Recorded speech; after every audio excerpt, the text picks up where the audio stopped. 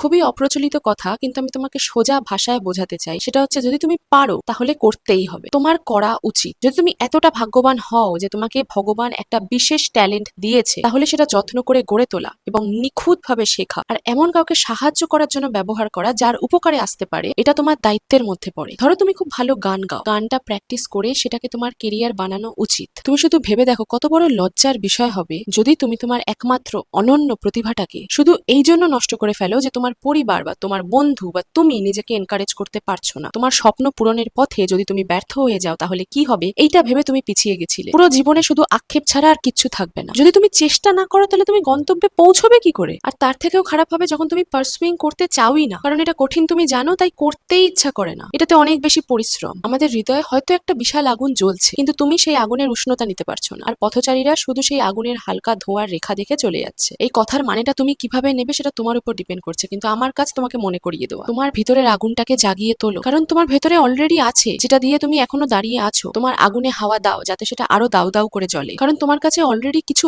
আছে to work with. তুমি সেটা ছেড়ে দেওয়ার সাহসটা দেখাতে পারো না, কারণ সেই প্রতিভা, সেই সম্ভাবনার ধোঁয়ার মতো হারিয়ে যাওয়ার আসল পরিণতি কেউ নেবে না, না তোমার বন্ধু, না তোমার পরিবার, না এই সমাজ। এই খেসারত তোমাকেই দিতে হবে। তোমার প্রতিভাটাকে যতটা পরিশ্রম লাগে ততটা দিয়ে বড় করে তোলা তোমার দায়িত্ব, তোমার একার দায়িত্ব, এবং তোমার হাতেই আছে এই প্রতিভাটাকে তোমার সমসাময়িকদের মধ্যে ছড়িয়ে দেওয়া, পরবর্তী প্রজন্মের হাতে পৌঁছে দেওয়া। তোমার সেই একান্তই অনন্ত প্রতিভাটাকে নষ্ট করে ফেলা হবে একটা অসীম ট্র্যাজেডি, আর এটা তোমার নিজের প্রতি একটা পাপ।